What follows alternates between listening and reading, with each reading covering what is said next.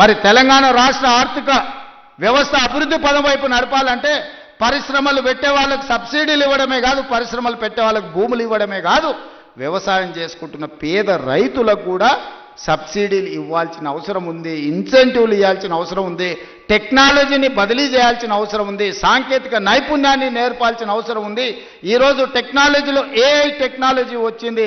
రైతుకు తెలీదు పాపం, 2 ఎకరాలలో ఒడ్లు పండిస్తే మొత్తానికి యూరియా చల్లుతాడు. కానీ ఎక్కడ సమస్య ఉందో అక్కడనే చల్లగలిగిన సాంకేతిక నైపుణ్యాన్ని తెస్తే ఎరువుల బాధ దప్పుతుంది, కలుషితమైన ఆహారం తగ్గుతుంది, భూమి సారవంతమైన నేలగా ఉంటుంది. ఇట్లాంటి సాంకేతిక నైపుణ్యాన్ని కూడా ఈరోజు వ్యవసాయ శాఖ నేర్చుకోవాల్సిన అవసరం ఉంది, రైతులకు నేర్పాల్సిన అవసరం ఉంది. అదేవిధంగా ఈరోజు వ్యవసాయ పంపు సెట్లు సంవత్సరానికి దాదాపుగా 17,000 కోట్ల రూపాయలు ఉచిత విద్యుత్తుకి ఈరోజు మనం ఖర్చు పెడుతున్నాం.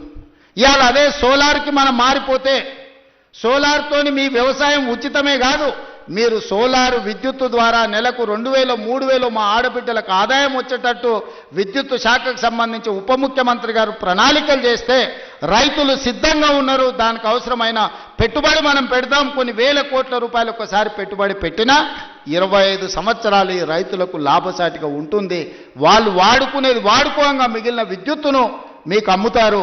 ఈరోజు మా రైతులు అదాని అంబానీలతో పోటీ పడే విధంగా తీర్చిదిద్ది సోలార్ విద్యుత్ ఉత్పత్తిలో అదానీలతో పోటీ పడే విధంగా మా రైతుల్ని ఇంటికాడ కూర్చున్న వాళ్ళకే ఆదాయం వచ్చే విధంగా ప్రణాళికలు చేయాలి.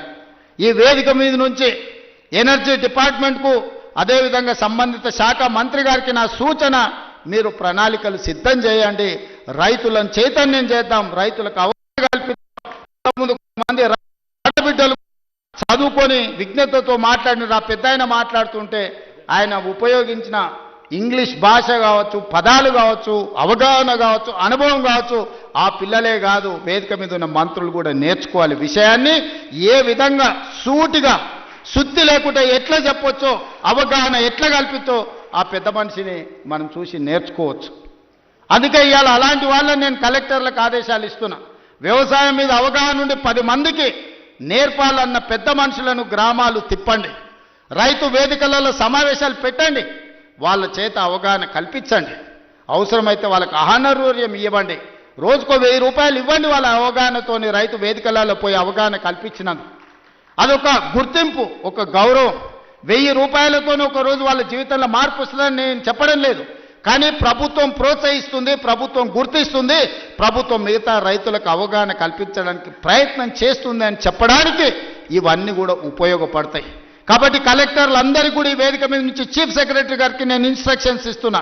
కలెక్టర్లందరినీ కూడా మీరు కలెక్టర్స్ కాన్ఫరెన్స్ తీసుకొని సోలార్ పంపు సెట్ల వల్ల ఉన్న ప్రయోజనం ఈరోజు రైతులకు వరే కాకుండా ఇతర లాభసాటి పంటలు ఏ విధంగా పండించాలి, భూమి యొక్క సారాన్ని చూసి ఏ భూమిలో ఏ పండ్ల తోటలు వస్తాయో, ఏ భూమిలో ఏ కూరగాయలు పండుతాయో, ఏ భూమిలో ఏ పంట అధిక దిగుబడి వస్తుందో, అది మొక్కజొన్న వస్తుందా, లేకపోతే పత్తి వస్తుందా, మిర్చి వస్తుందా, లేకపోతే కందులు వస్తాయా. మా కొడంగల్ తాండూరు ప్రాంతంలో మేము కందులు పండిస్తాం.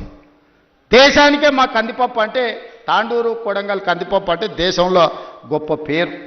ఏ ఏరియాలో ఏ పంట వండుతుందో, అచ్చంపేట ప్రాంతంలోకి పోతే దోసకాయలు వండుతాయి. దోసకాయ కందిపప్పు ఎంత బ్రహ్మాండంగా ఉంటుందా, చికెన్ మటన్ కూడా వనికిరాదు దాని ముందర.